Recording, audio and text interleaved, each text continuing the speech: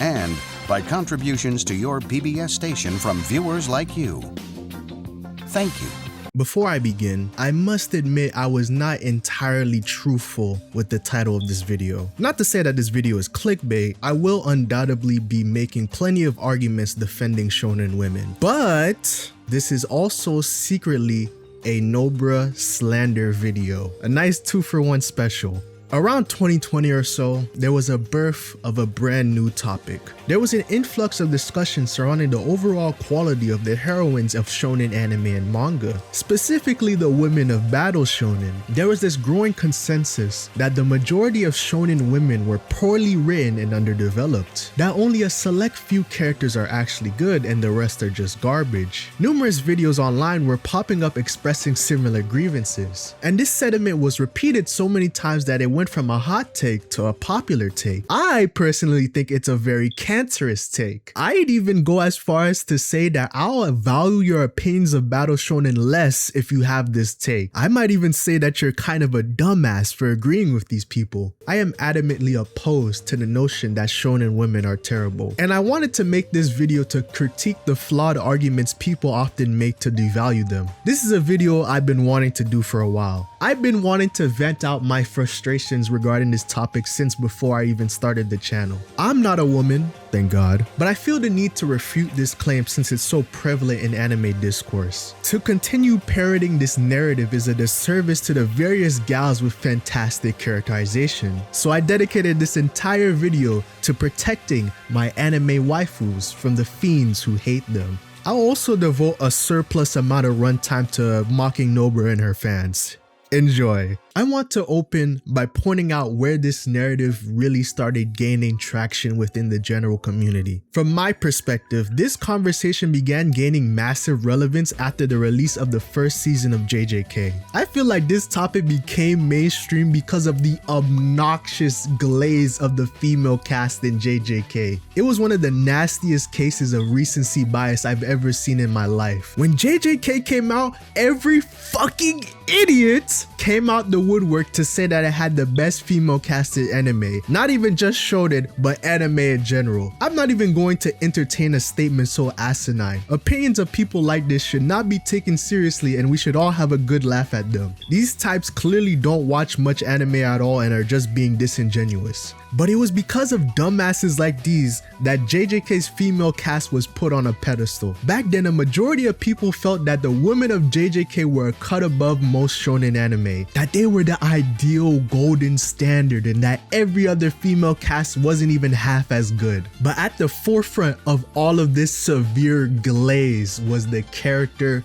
of Nobara. Oh my god. I have never seen such mindless praise for a nothing burger character in my life. I can't tell you how much people were dick riding.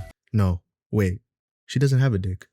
They were clit riding, just straight gargling down Nobara's vaginal juices. They were saying this on Shitter, they were saying this on TikTok, they were saying this in YouTube videos, they were saying this in anime articles, they were saying this shit in Mal reviews. We were reaching critical levels of glaze never seen before. I can't tell you how livid I would get seeing this online. I was blowing steam out my ears like I was in Tom and Jerry. I was so mad because people would hype her character up for the stupidest reasons. They'd put down actual great female characters just to prop up this lame as some queen. I want to focus on Nobara specifically because she highlights how absurd people's criteria are for a good female character. People only like her because she falls under this arbitrary checklist of approved characteristics to have. Nobara is praised for what she isn't rather than what she is. All the glaze surrounding her revolves around how she's not like other girls. People will overgeneralize every other female hero just to make Nobara seem like she stands out. I'm going to go over the most common talking points supporting her character, and I'll prove how there are other female characters that do the same, if not better.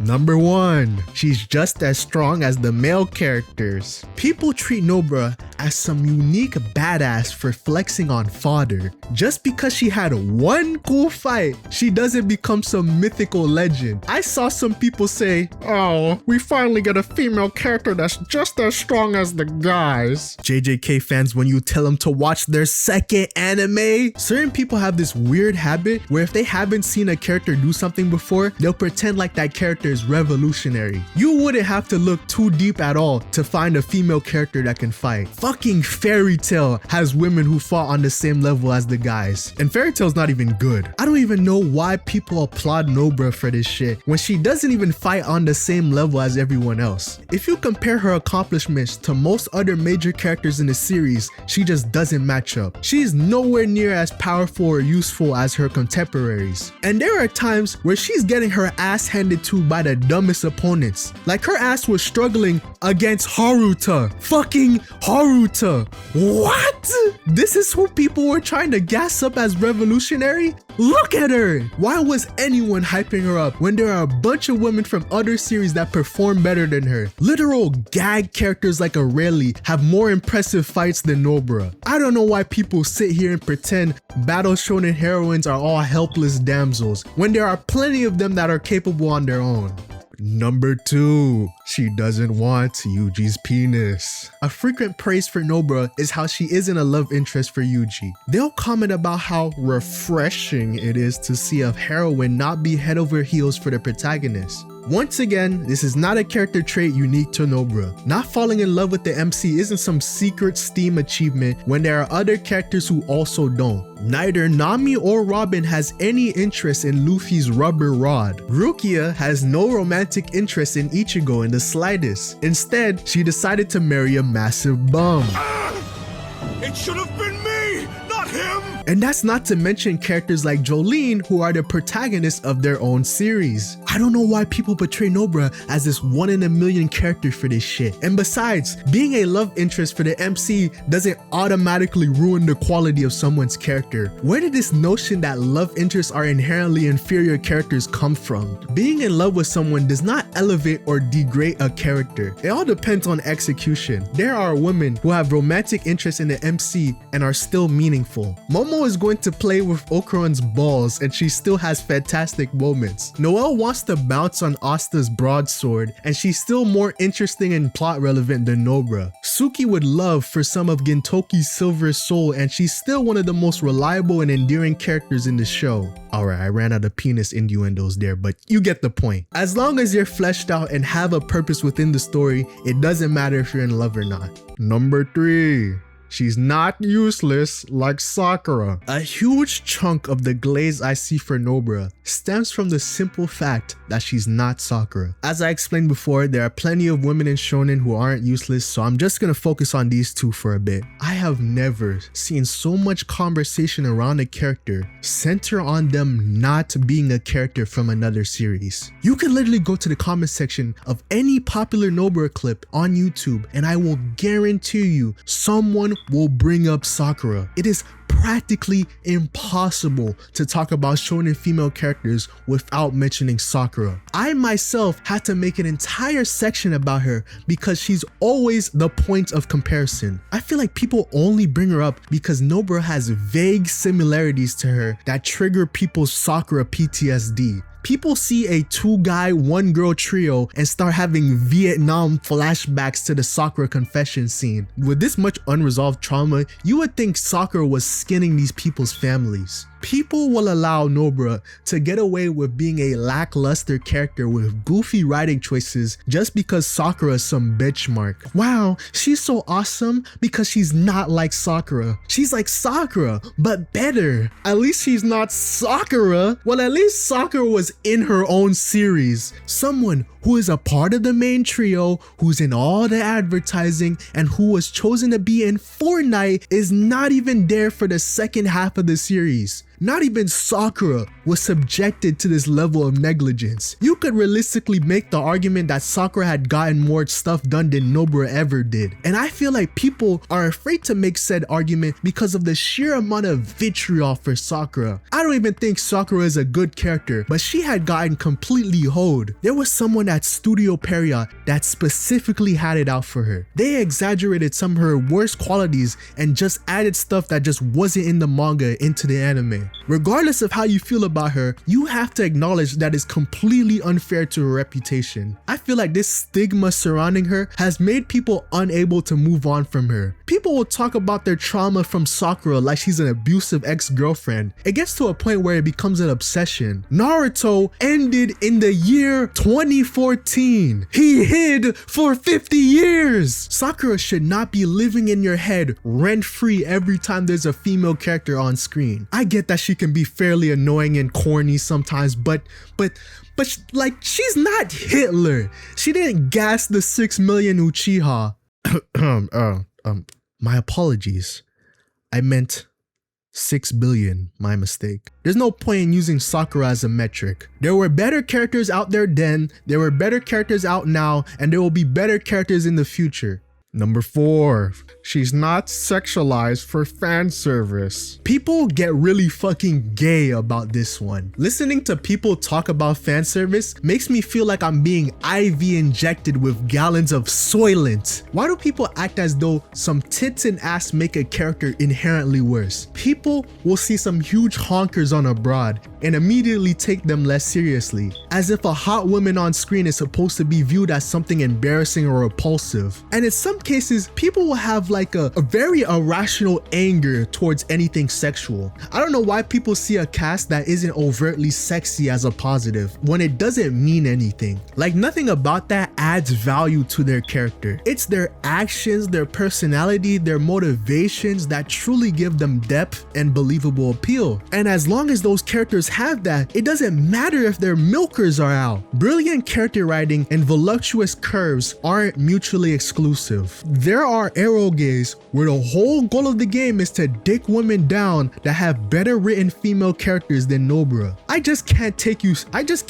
seriously if some ecchi elements are enough to dissuade you from liking a female character. Honestly, I view you as a bit of a dork. Oh, this character has a compelling character arc, but I can see her boobies, and boobies are bad. You are gay. The sooner you realize that, the better. Basing how well written a character is on their outward appearance is one of the most shallow ways to interpret a character. What a character looks like rarely has anything to do with how they're developed within the story. Does Nami's fat, fucking juicy, creamy tits invalidate all her suffering and trauma she endured under Arlong? Does Robin's fat, bouncy, plump solo leveling take away from the growth she experienced in Annie's lobby? No! In the same way a person being chopped doesn't ruin their character, a person being sexy doesn't ruin their character. As much as I shit on Fairy Tail for laughs, at least they had a meaningful female cast with character arcs. That's not something I can say with Nobara. And it's still absurd how much recognition she received because of this insignificant points I've laid out. I know I'm the biggest asshole for this, but I have a confession to make. I was genuinely delighted when I was reading that scene where she dies. I was smoking that fucking Nobara pack. I was throwing house parties at the crib to celebrate because I knew the hype train was coming to a complete halt. Nobara stocks were down 1 million. God had somehow heard all of my prayers and smitten this bum from the heavens. Now I no longer had to hear any more nonsense from people who don't know what they're talking about. But like any other poorly thought out character, she gets this last minute flashback that tries to tug at your heartstrings. Nobara has this super sad backstory. In elementary school, she would play Smash Bros with her friend, and she would meet another friend named Sasori. But the people of their village hated Sasori to the point where she was ostracized out of their small town. So one day, Nobara finally left the constraints of the town so she can finally head back to Buford!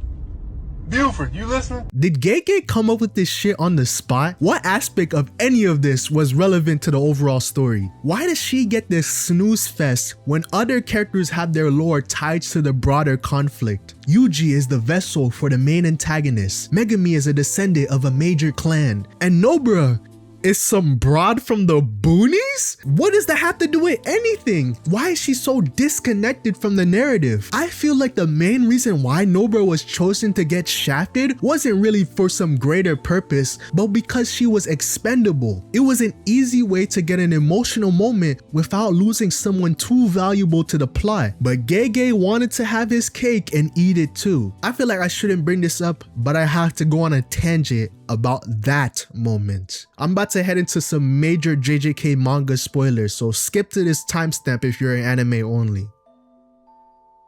If you have read the ending of JJK, you would already know what I'm going to talk about. Gege had written himself into a corner and needed a logical and satisfying way to defeat Sukuna. But instead of doing that, he reveals this bullshit plot twist where Nobara shows up right at the perfect time. Her ass was fucking hibernating for the latter half of the franchise and she pulls up at the most convenient time frame. She acts as this deus ex machina that turns the tables within the final few chapters. I haven't seen a twist this cheap in years. Never in my life have I seen a character just dream in the background for years and then show up only because the plot needed them to. And there are real life people out there who will try to convince you that this walking plot device is one of the best female characters out there. Right now, I can think of many more amazing female characters in Shonen that are all better than Nobara. Jolene, Maka, Ruki, Nami, Power, Claire, Momo, Sagiri, Yor, and my personal favorite of all time,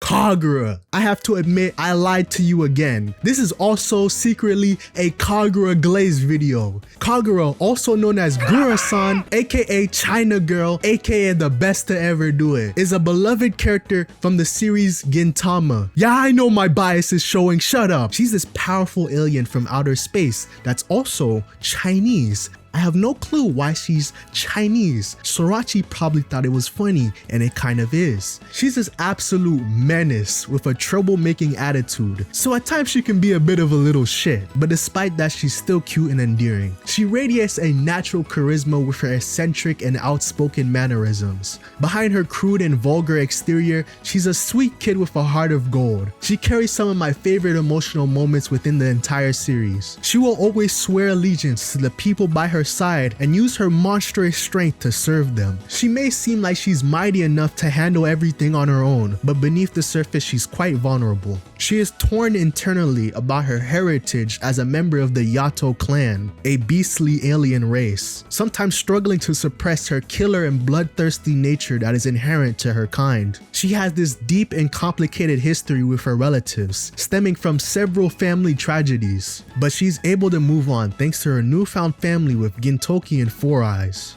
I mean Shinpachi. She has this wholesome father-daughter bond with Gintoki, with him acting as the parental figure she always needed, and Shinpachi becoming the brother she can tease and bicker with. She has excellent chemistry with the members of the Yorozuya, which only elevates her character, and numerous other great dynamics like her fun rivalry with a certain handsome young sadist. I could go deeper into why I love her so much, but I would be heading into spoiler territory. I'll leave that for the inevitable Gintama review. But Kagura and many others prove that shonen girls can be great. People all of a sudden become blind and purposely ignore good characters like Kagura for their own agenda. I honestly still can't believe there are people in the current year still trashing on all shonen female characters. It's gotta be one of the top, most performative anime takes I've ever seen online. I truly can't help but view you as an NPC for having this opinion. I feel like people only have this take because it's the safe, politically correct, socially acceptable opinion to have. If you have a problem with shonen women, I feel like the best solution is to just read more. The medium is far too vast and diverse for you to be generalizing everything as tired tropes. You have to expand your taste in shonen and watch something outside of whatever's trending on Twitter. I confidently believe that you'll eventually find several characters that pique your interest, and maybe it'll change your perspective on this dispute. TLDR, Nobara is a bum,